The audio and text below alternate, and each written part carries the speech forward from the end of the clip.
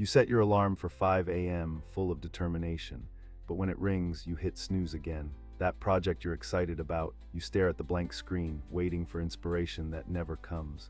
This cycle feels endless. I lived this for years, big dreams, endless planning, zero progress. Waiting for that magical motivation wave felt like watching a pot that never boils. The frustration built until I couldn't recognize myself in the mirror. Then I discovered the brutal truth. Motivation isn't the starter, it's the reward. Like a car engine that only warms up after driving, we've been taught backward our whole lives. Remember learning to ride a bike? You didn't wait for inspiration. You wobbled, fell, and tried again. Action created the courage to continue. Somewhere along the way, we unlearned this wisdom. My breakthrough came on a rainy Tuesday. I committed to writing just one sentence of my book. No grand expectations, just open the laptop and type a single line. Magic happened when I finished that sentence. Curiosity sparked what might come next. I wrote another, then another. An hour passed before I looked up. That day revealed the secret. Action creates motivation, which fuels more action. It's an upward spiral. Waiting for motivation creates a downward spiral of guilt and stagnation. Neuroscience explains why. Every action creates dopamine hits. This isn't about willpower, it's about hacking your brain's reward system.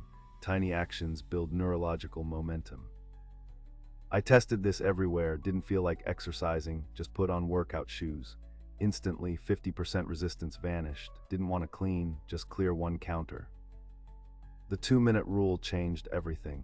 If a task takes under 2 minutes, do it immediately. These micro actions became my motivation generators. Resistance still showed up. On tough days, I'd negotiate just 5 minutes. 90% of the time, once started, I'd continue. The other 10%, I honored the effort. Momentum built invisibly, like rolling a snowball. Those daily sentences became chapters. 5-minute exercises became fitness routines. Small actions compounded into massive change. Within a year, I'd written my book, run a marathon, tripled my income, not through explosive motivation, but consistent micro-actions that built unstoppable momentum.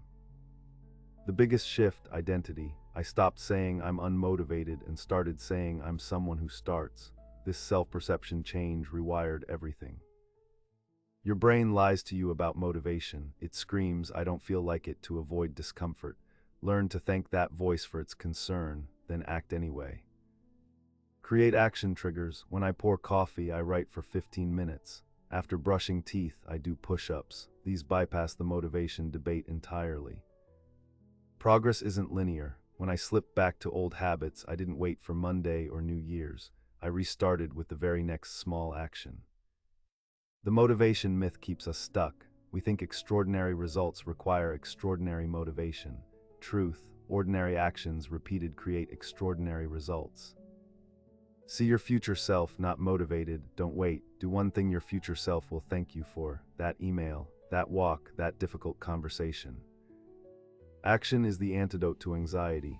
That tightness in your chest, it's not a stop sign, it's your body preparing for action. Move toward it. Today I still have unmotivated days, but I've learned to trust the process. Start small, build momentum, let motivation follow. This changed everything. Look at your hands, these are your action tools. That project you're avoiding, open it now. Not to finish, just to begin. Type one word, make one call. Feel that tiny spark when you start. That's motivation being born from action. Nurture it, protect it, let it grow. Your journey begins now, not when you feel ready, not when conditions are perfect, right now with one intentional action. This is how ordinary people build extraordinary lives. The world needs what only you can create. Stop waiting for motivation. Start creating it through action. Your future self is already thanking you.